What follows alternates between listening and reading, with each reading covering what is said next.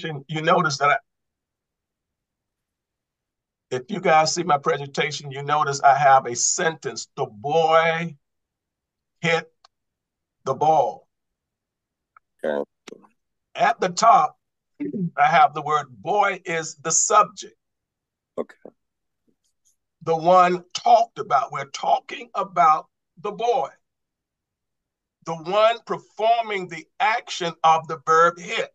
So the word boy, the boy is the subject that the statement is talking about. Ball is the object of the verb, the object that the action was performed on. Therefore, so the word ball, remember the ball is the object that the action implied by the word hit was performed on. What was hit? The ball was hit. So the word ball is the object of the verb or the object that the action was performed on. Okay. Keep that in mind because you're going to hear me say the object of object of the verb. Or we're going to talk about the subject. When you hear me say subject, the subject is what? Is what's been talked about. Okay. Subject is the noun. Boy is the subject. Boy is the noun. Boy is the one talked about. We're talking about the boy. We're talking about what the boy did. What did the boy do? The boy hit what? Hit the ball. So the word ball is what the object of the verb hit. In other words, it's the object that the action hit was performed on. Okay. Let's go to the next. Frank and George ate the cake. Frank and George are the subjects, the ones talked about, the ones performing the action implied by the word ate. What did Frank and George do? They did what? They ate the cake. Cake is the object of the verb, the object that the action was performed on. What did Frank and George do? They ate. They ate what? The cake. The cake. The church carried the load. Church is the subject, the one talked about, the one performing the action. Load is the object of the verb, the object that the action was performed on. If I say, what is this statement talking about? It's talking about the church. What did the church do? They carried what? The load. That's important. So when I say the subjective genitive is the noun or the subject performing the action. Okay. If you hear me say objective genitive is the noun that's receiving the action. So we're going to go on, and when we go to the next slide, this will make even more better sense. Again, the subject is most likely a noun, or it could be a pronoun. The subject is what? Is what's talked about. The object is what? The object is the very thing that the action is performed on. If I say the dog bit the cat. Now notice dog is what? The subject. Why? The subject. Because that dog is what we're talking about. Bit is the verb. Bit what? The cat. So the cat is the object of the verb, the object that the action of the verb was performed on. Okay. Now, when we get to the subjective and objective genitives, I want you to understand one thing is very important. The subjective and objective genitives are nouns of action. That is nouns that has verbal ideas. we could turn the noun into a verb. If we have a genitive of this case, it's very important that there is a verbal implication, which means if that noun should be able to be turned into a verb. Let me give you an example. If I say the promises of God, the word promises is what? It's a noun. If I say God promised, that's a what? That's a verb. So the noun promise can actually be turned into what? A verb. So that's kind of what we want to look at when we start talking about the subjective and objective genitive. One of those nouns is almost like has a hidden verb inside it. One of those nouns should be able to be turned into a verb. If that noun cannot be turned into a verb, it's not a subjective genitive or an objective genitive. The word love can what? Be turned into a verb or a noun. Yeah. Therefore, when you see the word the love of God, the reason why this is either a subjective or objective genitive is because the word love, what? Can be turned into what? A verb. Or it can also be a noun. That's how we tell the difference when it comes to the subjective genitive and objective genitives. I want you to make sure y'all, that's very important. So I snatched away some of the stuff that I had on here first. When we in the subjective genitive, listen, God is the agent. If it's a subjective genitive, God is the agent, what? The subject performing the action of the verb, or we could say the verb of action. Mm-hmm. And we'll get deep into that in a minute. We have in Acts, in other words, this will be God's love toward us. God's love toward an individual. God's love for us. We have also in Acts 1:4, wait for the promises, or wait for the promise of the Father. Wait for what? We could say wait for what the Father promised. Why? Because that noun promise can be turned into a verb, promise. Or we could say wait for the promised by the Father. Objective genitive, the love of God, is my love for God. That in 1 Corinthians 1:16, where I promise I'm going to make this clear. We have, even as the testimony of Christ was confirmed to you. That word testimony, basically we turn it into a verb. We could say, even as that spoken about Christ was confirmed in you. Let's go to the next one. In Romans 16:25, it has the preaching of Jesus. We could say that preached about Jesus. Why? Because the noun preaching can be turned into what?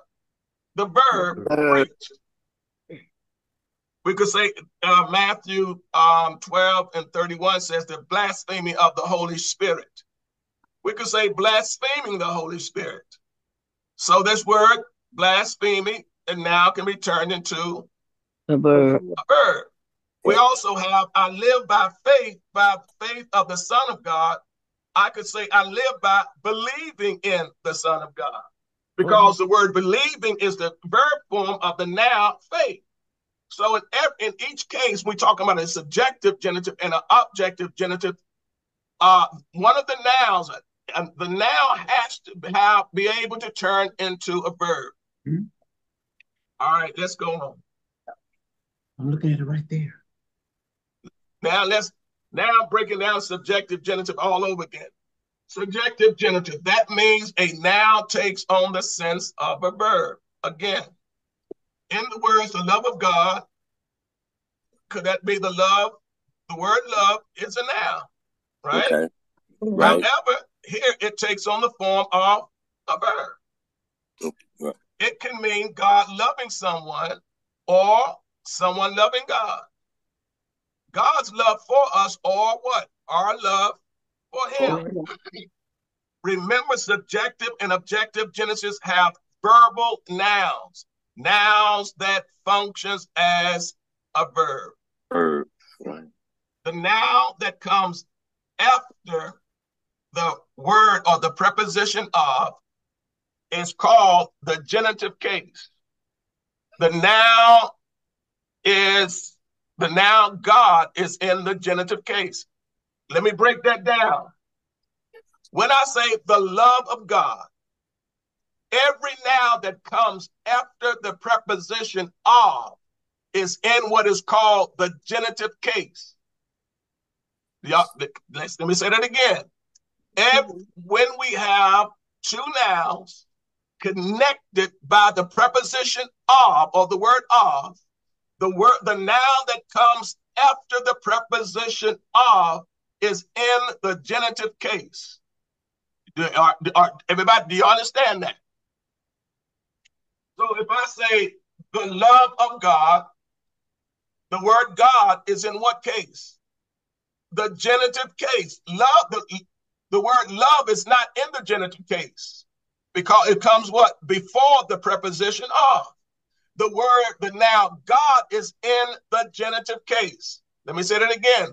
The noun that comes after the word or the preposition of is in the genitive case. The word love is not in the genitive case. The word God is. Do everybody understand that? Now listen, the noun that comes after the word or the preposition of is in what is called the genitive case. The noun God is in the genitive case. If God, listen to this, if God is the agent, the subject performing the action expressed by the noun of action, love, this genitive is called what? A subjective genitive. Why? Because, let's look at it, because God, who is the subject here, is the one performing the action implied by the noun of action, love. Okay. So this is like saying what? The love performed, or the love God has for us. Now, if I say the love that God has for us, love becomes the love that God has for us. We're talking about God, right? Yeah. But love is the verb there. Yeah. And the verb is, and we are the objects of the verb, because what? The verb is being acted upon who? Us. Us. The action is performed on us, God loving us. We are the object of the verb love. God is the subject that we're talking about. We are the objects of the verb. We are what? We are the ones in which the verb is being performed on. God is the agent, the subject performing the action expressed by the noun action love. This is called a subjective genitive. If God is the agent, the subject performing the action by the noun of action love, this genitive is called a subjective genitive. The reason for this is that the noun God is in the genitive case. He's the subject, the one performing the action expressed by the noun of action love. So it is called a subjective genitive. Why am I saying all that? Because when we get to some of these other statements, we're going to see. All right, Romans 6:23 says this: for the wages of sin is death. Now the wages of sin is death. Okay, so now if this is a subjective genitive, then what we're actually saying is that sin is the one performing the action. Right. Why? Because the word sin does what? Comes after what? After the preposition of. Sin is the subject performing the action implied by the noun of action, wages. Therefore, sin is the subject. So here we go. A subjective genitive is just the pay that comes from sin is death. Well, isn't the word wages another word for pay? Yes. Yes. Or we can say sin pays death. Yeah. So therefore, this can be a subjective genitive because we're certainly not saying that. We're certainly not saying that that that wages pay sin. Does wages pay sin? Does that even make sense? No, it doesn't. But we can say sin pays. We can say that sin, the pay that comes from sin, is death. Mm-hmm. Sin pays death.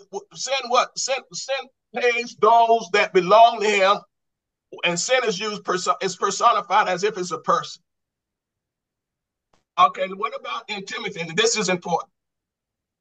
In 1 Timothy 4:1, it says, the Spirit clearly says that in the latter times, some will fall away from the faith, right? Paying attention to what? Deceitful or misleading spirits and doctrines of demons. Well, the word doctrine, we could say that some would fall away from the faith, paying attention to deceitful spirits and doctrines what is taught by demons. Okay. We could say or teachings that comes from demons. So it's important that we understand if that now can take on the form of a verb, then most likely it can be a subjective genitive. All right, and think about this. When Paul wrote these words, it's the threat about people teaching about demons, or would the threat be people being influenced by what is taught by demons? Which one carries a more severe warning? Because think about it. If I'm sitting home and I'm teaching about Satan, I'm saying, Satan is Lucifer. Satan was cast out of heaven. Well, that's the truth. Is that the truth? That is the truth. I mean, there's nothing deceptive about that. Am I correct? Right. Yes. So if I'm teaching about demons, there's nothing wrong about that. But if his teaching is influenced by demons, then there is a problem. So therefore, we have to look at this. This is a subjective genitive. The word teaching or doctrine could be turned into the word taught. All right, here's another one. In Romans 2:5, it says the righteous judgment of God. Okay, now listen. The word judgment is what? A noun, right? Yeah. The word of and is a preposition. The word God, what comes after the word of, and God is in the what? Is in the genitive case. God is the subject performing the action implied by the word judgment. We could turn the word judgment into judge. Mm-hmm. So when you can turn one of the nouns, or one of the what we call verbal nouns or nouns of action into a verb, most likely, that's either a subjective or objective genitive. This takes practice, but I just want to let y'all know that. All right, let's go to the objective genitive. Look at the objective. Oh, I don't want to do that yet. Look at the objective genitive. In the objective genitive, the noun in the genitive case, y'all see that? Mm-hmm. Boom! That's the noun in the genitive case. In this case, the preachings of Jesus. Why do I say that the noun in the genitive case in the preaching of Jesus? Why did I say Jesus is in the genitive case? Why do I say the noun Jesus is in the genitive case? In the words, the preaching of Jesus. Come on, y'all, talk to me. Why is the noun in the genitive case? Jesus is bringing the action. It's because it comes after the preposition or the word of. Right. I told you guys that the noun, in this case, Jesus, in the words, the preaching of Jesus, it comes after the preposition of. Therefore, the noun Jesus is in the genitive case. Keep that in mind. Okay. That's hard for talking to grab. Now, if I And the word preaching, y'all see the word preaching? Mm-hmm. The word preaching is not in the genitive case.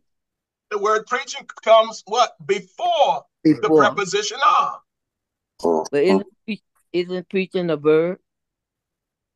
Preaching, yeah, you can turn preaching a bit, isn't that preaching? Can be turned into preached. Right. For example, a view shows, let's just go on for a moment. I'm going to get too carried away. Is this a preaching about, or that preached about Jesus, or is it a preaching that comes from Jesus? In this case, it's what? Which one of y'all think? Is it the preaching about Jesus, or that preached about Jesus, or a proclamation that comes from Jesus? It's a preaching coming from Jesus. It's a preaching about. It's the preaching about Jesus. Okay. All right. And this is important. It's okay. It's the preaching about Jesus. Now, if it's the preaching about Jesus, then this is what is called what? An objective genitive. Why? In the objective genitive, the noun in the genitive case, that is the word after of, does what? Receives the action from the related noun that comes what? Before the preposition of. Okay, for example, if that, here you go, the preaching of Jesus is what is Jesus comes what? After the word of. Am I right? Mm-hmm. Yeah. Jesus is receiving the action of the now of action preaching. Now notice something. If this was a subjective genitive, Jesus would be performing the action of preaching. Because this is an objective genitive, Jesus is receiving the action of the now of the noun of the verbal noun. A view of the context shows that this is an objective genitive. Here's another one. The Bible talks about the Lord chose us before the foundation of the world. Objective, before the laying down of the world. So the word world receives the action. What about Colossians? The knowledge of his will, the knowledge of God's will. My question to you is, are we talking about, somebody give me Colossians 1 and 10. Let's just go there first. And if you got a King James version, you probably need to pull that up. We're going to talk about that. What do you say though? Colossians 1 and 10. 1 and 10, yes. Because I think the full effect is when we read that whole verse.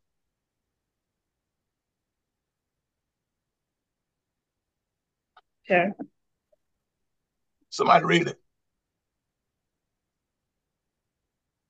That ye might walk worthy of the Lord unto all pleasing, being fruitful in every good work and increasing in the knowledge of God. Notice, increasing in the knowledge of God, right?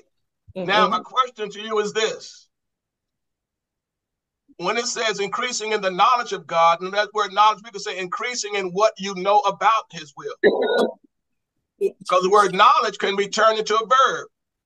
It takes on, it has the form of know.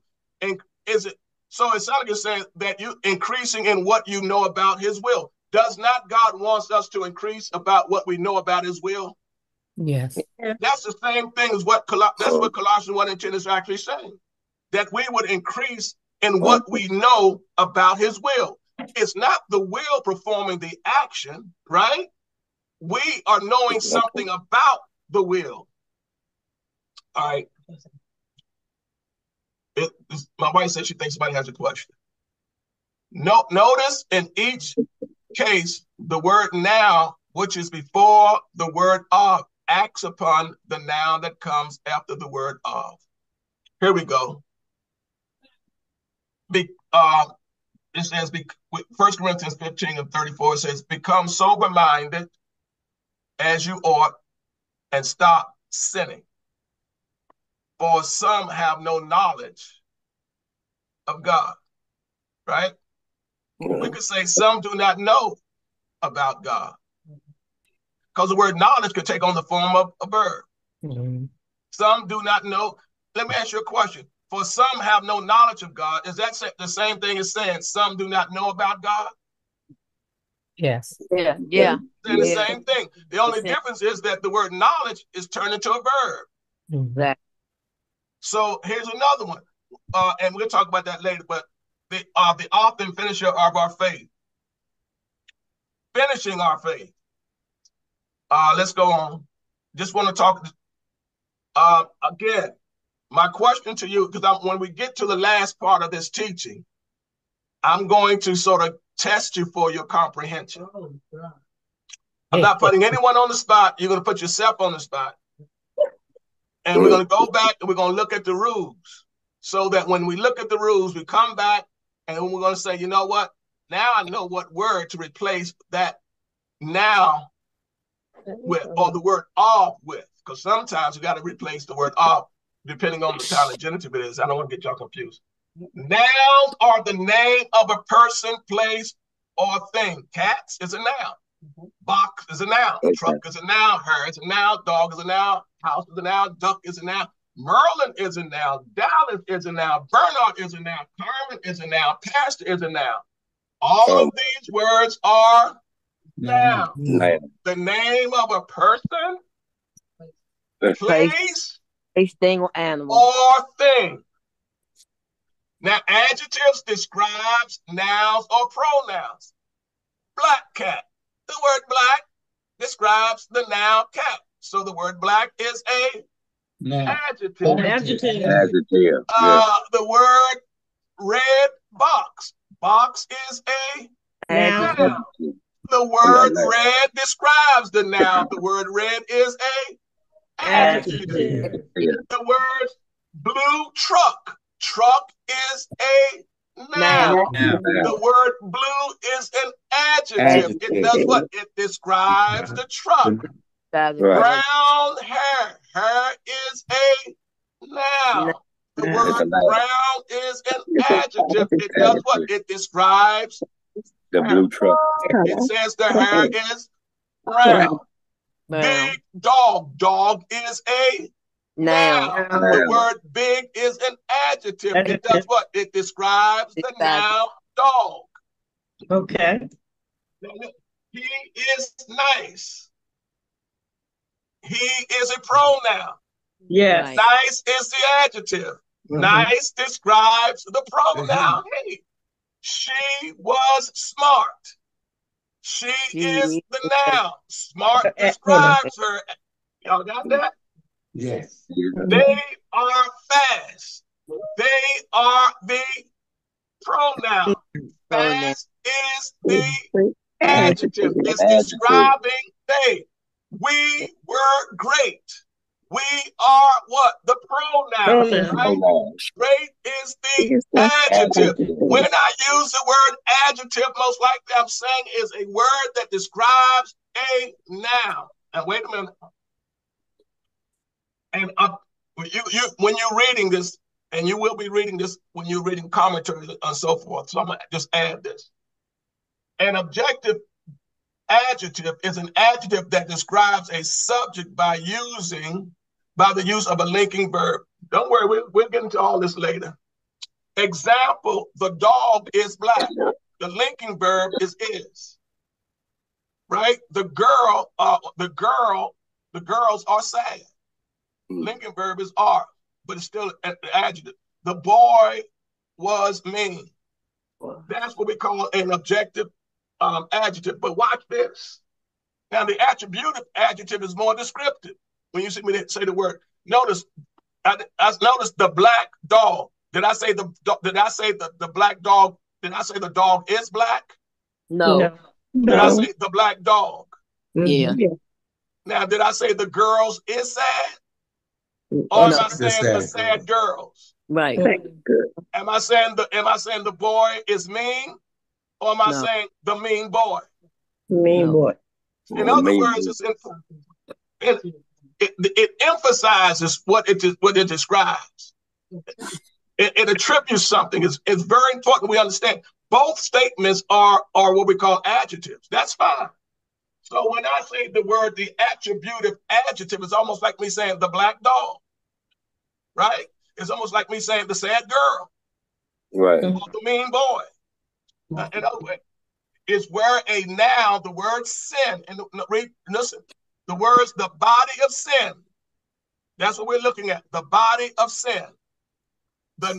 Is where the noun sin takes on a form of an adjective and describes or attributes a particular quality or to a noun body. So when I say the body of sin, now if I'm going to turn this into what we call an attributive genitive, guess what I'm going to say? I'm going to say the sinful body. I'm not, and that's what it is. I'm turning the word sin into an adjective. Okay. Right. See, and the word sin here is a noun.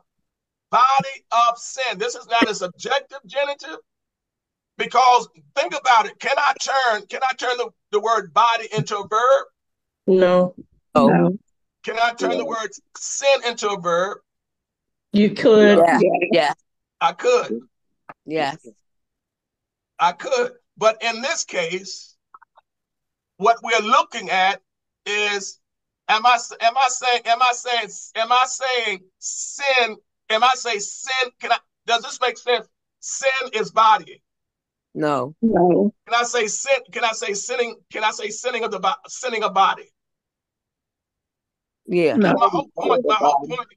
Sinning body. What makes sense is when we read Romans 6:6, we find that the word body of sin is used what we call an attributive genitive. That's important. So you're turning the noun into an adjective. Sinful body. What am I saying? I'm saying you are attributing a particular quality to the noun body. Sinful body. Okay, here we go. We did this last week. When you see Romans 6:13, it says instruments of unrighteousness, right? Or instruments of righteousness. In both cases, we have an attributive genitive. Turn them into an attributive genitive. How do you do that? Unrighteous instruments and righteous instruments. What did I just do here?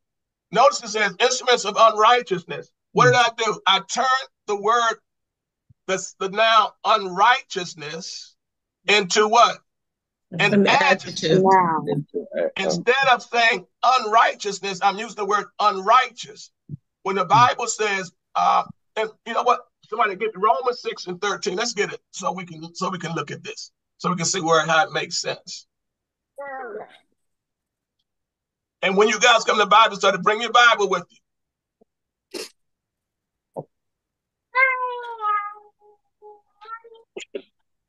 And I need somebody to read that. We need to go. I'm trying to go as fast as possible. So somebody jump on that as fast as you can. Do not offer any part of yourself to sin as an instrument of wickedness, but rather offer yourself to God as those who have been brought from death to life, and offer every part of yourself to him and as an instrument of righteousness. Now, those instrument of righteousness, what do you mean?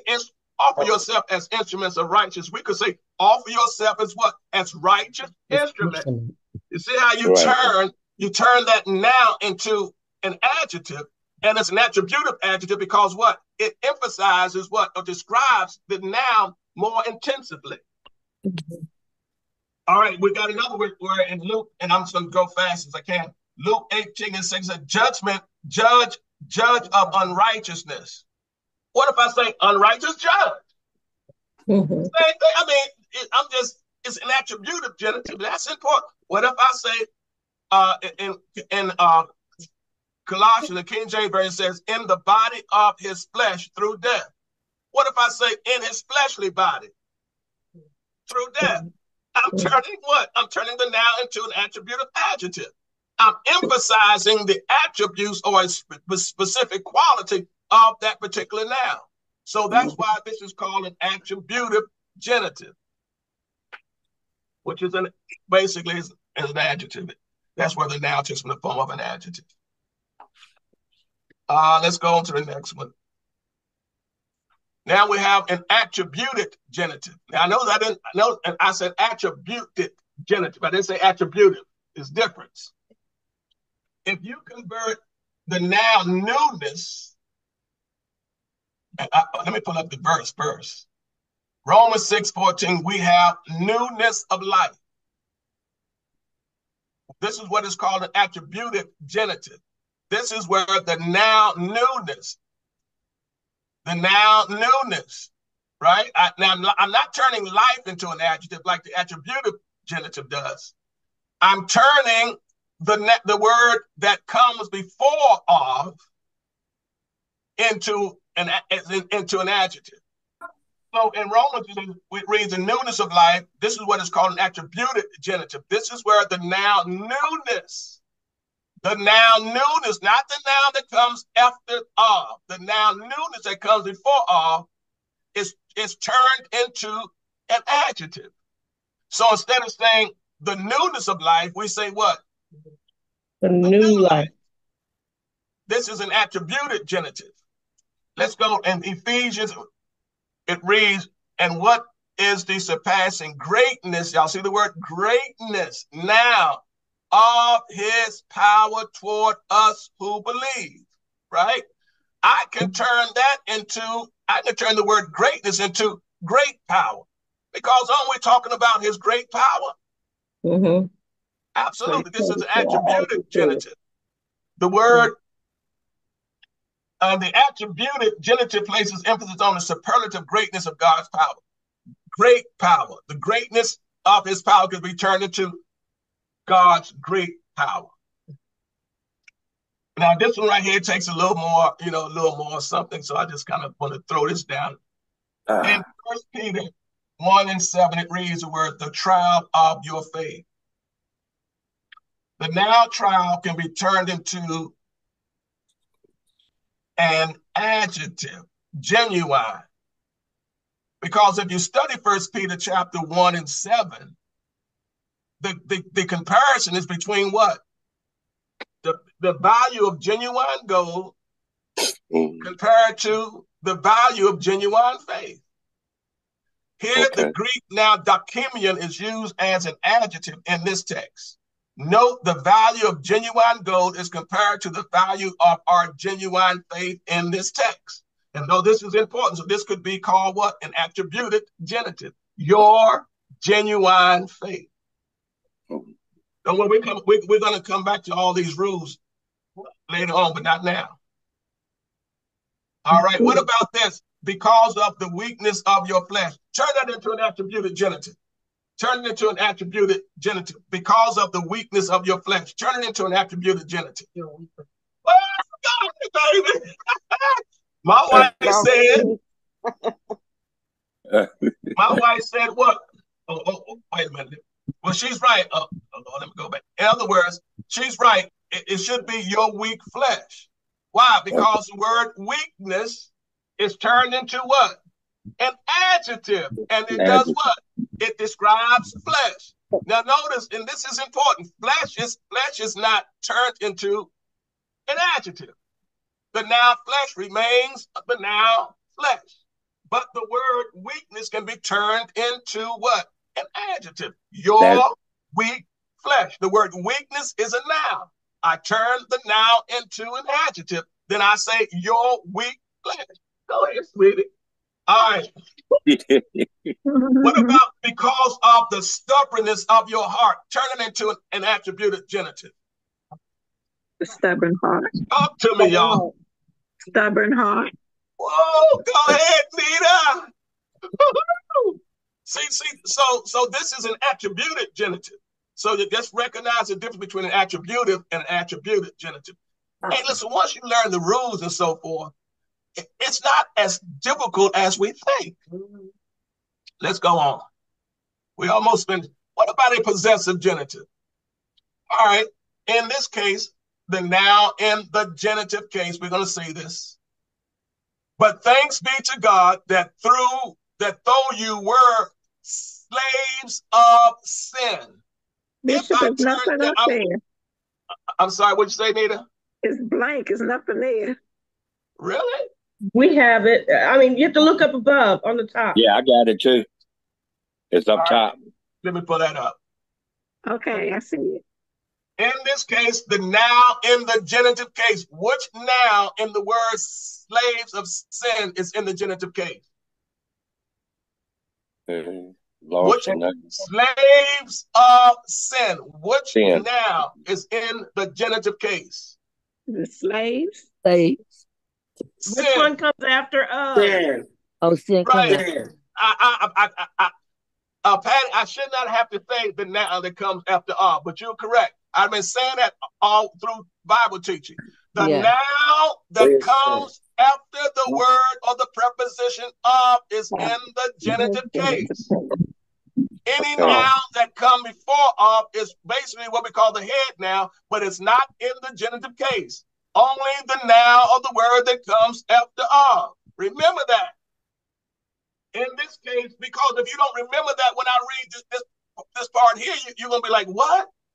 Yeah. In this case, the noun in the genitive case, sin, possesses the thing, in this case, the noun slave, which is related to it.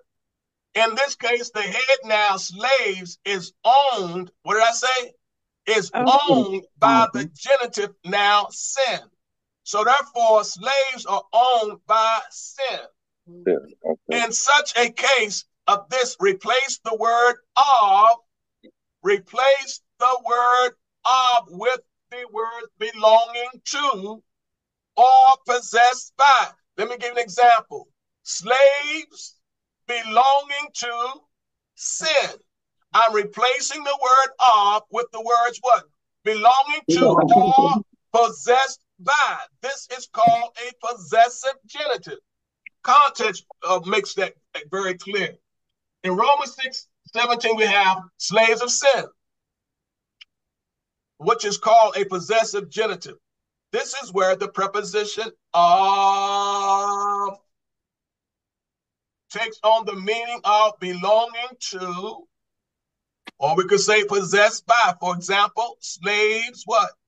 Belonging to or possessed by sin. Here, sin is viewed as a master that owns those belonging to him and thus obeys him. All right, somebody give me Romans 6:18.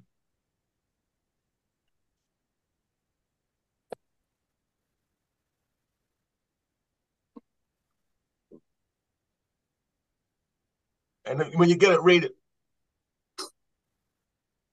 Being then made free from sin, you became the servants of righteousness. The what? We have servants of righteousness in King James. All right, so we replace that word of, Patty, with the words belonging to or possessed by. Then you became the servants owned by or controlled by righteousness. But I want belonging to or possessed by. Servants belonging to righteousness. There you go. Now, we got some other words. 1 John 1:12. We're gonna pull all that up. Children of God. Ephesians 1:1, an apostle of Jesus Christ. Ephesians 3:1, we have prisoners of Jesus Christ. 1 John 3:1, children of God. Now notice. But as many as receive unto them gave he power to become what? Children belonging to who? To God. To God. 1 John 1:12. Here we go again. Paul says, Paul, an apostle of Jesus Christ by the will of God.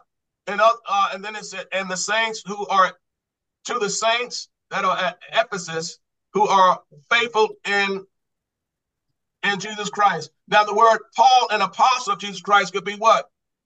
An apostle belonging to Jesus Christ. Right. All right. In the words, for this reason, Paul, it says the prisoner of Jesus Christ could be what? The prisoner belonging to Jesus Christ. Possessive genitive. See, 1 John 3:1 says, see how great a love the Father has bestowed on us that we should be called the children of, or children what? Belonging to God. So in the possessive genitive, you just do what? You replace the word of by the words belonging to or possessed by. Possessed by God. Yep. This is the last ones, and then we're going to go, and then we're going to do. We talked about genitive of production, right? Yeah, we did. Yes. We did. Yeah, we Yeah. did that. Well, we're doing it again. The noun in the genitive case, spirit, produces the noun fruit, which it stands related to. The word of in this case is replaced by what word? Produced by. Produced by. Remember that. So when the scripture says in Galatians 5:22, we have the words, the fruit of the spirit. Replace the word of with the word produced by. The fruit produced by the spirit. This is called a genitive of production. The fruit produced by the spirit. Genitives of production emphasizes the thing produced. Okay. All right. Then we have what? In Ephesians 4:7, we have what? The peace of God. Do y'all see that? Mhm. Yeah. Which is another genitive of production. Peace, what? Produced by God. Again, the thing produced is emphasized, the peace, which makes the word peace here objective. You know what objective means? It's not necessarily talking about our inner peace, but it's that very thing that God gives us. It's the thing given to us. So fruit is the fruit produced. Let's see. What about Ephesians 4:3? The unity of the Spirit is the unity produced by the Spirit. When you go to Ephesians, you see that. Ephesians 5:9, the fruit of the light is the fruit produced by the light. Again, in Ephesians 4:3, 5 and 9. So when you take my notes and you go to those verses, you'll see this. But then there's what we call a genitive of product. Here, the emphasis is on what? The one that does the producing. Thus, the words can be replaced. The word of can be replaced by what? Which produces. No, I didn't say produced by, right? No. Right. I said which produces or who produces. The genitive of product is similar to the objective genitive, but no verbal nouns are used. That is talking about objective genitives, but I don't want to go there. And in Ephesians 4, now we have the words, the God of peace. Now, I didn't say the peace of God. I said the God of peace. There's a difference between the peace of God, the peace produced by God, and the God who produces peace. Notice I said you use the word which produces or who produces in the genitive of product. And so that's the difference between the two. If at Romans, the God of peace, the God of hope, the God what? Who produces hope, right? What about the God of peace? I didn't say the peace of God. The God of peace is the God who produces peace. Peace, right. That's the difference. The difference is produced by and who or which produces. That's the difference. All right, we finished now. God who produces hope, God who produces peace. Here we go. This is your task. I'm trying to go finish. This is your task. Turn the words, the love of God, turn this into an objective genitive. Objective or subjective? No, I'm sorry, subjective genitive. Now remember the rules. Let's remember the rules. The rules is what? In a subjective genitive, God is what? The agent, right? The subject performing the action expressed by the noun of action, love. So when I ask you, turn the love of God into a subjective genitive, what wording would I use to do that?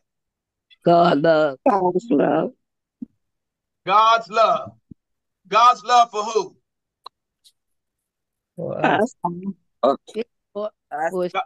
My wife said love from God, right? So look, as long as you know it's love, it's the love that's coming from God. That's important. It's the love that's coming from God. That's subjective. Love that comes from God. All right. What about let's turn the words of love of God into an objective genitive. Now remember, in this objective genitive, we said in the genitive case, the noun in the genitive case, the word after what? Of, which receives the action. Remember, receives the action. So turn this into an objective genitive.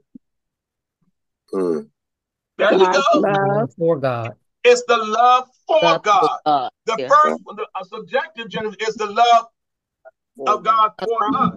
God's But an love. objective genitive is our love toward Him. Mm. Keep that in mind. Now, what? All right, turn the world of darkness. The words, the world of darkness. Turn this into an attributive genitive. A dark world.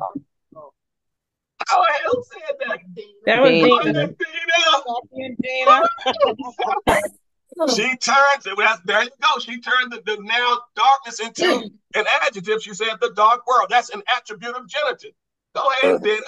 I'm feeling kind of good right now. All right. All right. Now turn the words, the greatness of God, turn it into an attributed genitive. Not attributive, but an attributed genitive. God greatness.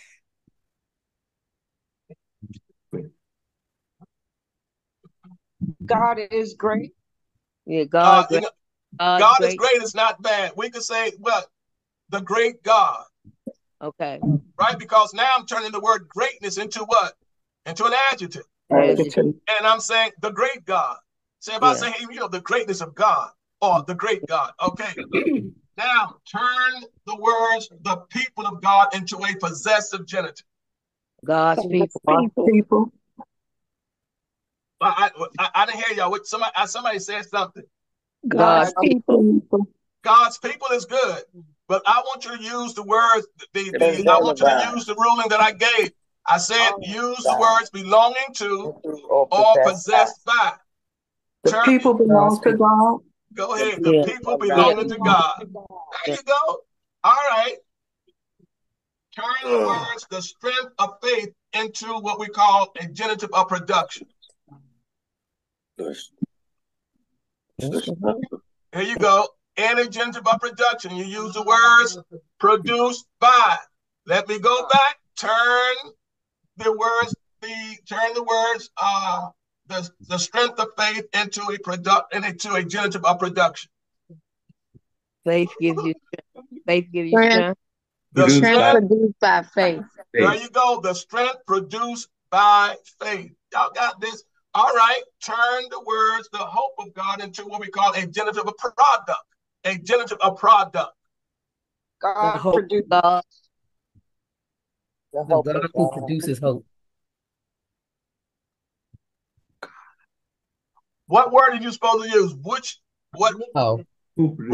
produces or whom produces? Yeah, I said the God my wife said, Nikki said it. So say it again because I didn't hear you, Nikki. The God who produces hope. There you go. The God who produces hope. So we basically finished for the most part. Go over this because I'm sending all this to you guys. Go over it. Listen, once you understand the rules, at least knowing the rules, when you see these genitives, you test yourself. And don't get despondent because I'll be honest with you. Scholars don't always agree on the type of genitives that are used. Some genitives, you don't know if it's objective or subjective. Sometimes we have a plenary genitive, which you could use both objective and subjective genitive. But we won't go there. But anyway, we're basically finished for tonight. Okay. There's one other thing that I've sent you guys. When y'all see this, I just want y'all to see, when y'all see, I won't even talk about it right now. I'll talk about it another time. But it's had to do suffix is a letter or state or set of letters added at the end of a word, and it changes the meaning of a word. You know, when you see something like IBE form used to form adjectives and nouns, generally meaning tending to or having the nature of. And I'm not going to go through all that right now because, but my whole thing with that, I'm basically finished with that. I'm finished. Very good. What I like about this is you guys are getting it, and you're getting it, and so it's just a matter of applying yourself, going over it, reading it, looking at it, digesting it, going back over it again. See what happens with us sometimes. When we hear something the first time, we don't understand it. Then we say, man, that's hard, man. Listen, I don't expect for you to understand everything the first time you hear it. But I do expect for you to read the notes or the presentation that I send to you. Because if I send presentations to you and you get on Bible study and you haven't looked at it, and especially if you got a whole week to look at it, and you haven't looked at it, I kind of wonder if you really want to know. Mm-hmm. Okay, so, Bishop, I need you to send me something like you did earlier. I promise I'm going to do that. I'm going to definitely do that, Nita. I'm going to send it to a few people. But I just want you guys to know you can get this. You can get this. Go over it, chew on it, go over it again, chew on it. If you listen, some of us have been out of school for a long time. And I'll be honest with you guys. Right. Basically, what I'm doing right now is laying a foundation, because there's so much more to be added to a lot of this stuff. Not necessarily, when I start talking about, I'm going to go there. But anyway, I'm giving you the basis. Mm-hmm. And follow the rules. You don't have to add your own words if the rules is telling you what words to add. Okay. Right. That's important. If it's a possessive genitive and the rule is add belonging to or possessed by, then say belonging to or possessed by. Otherwise, so that's my whole point. Follow the rules. And I am finished for tonight. All righty.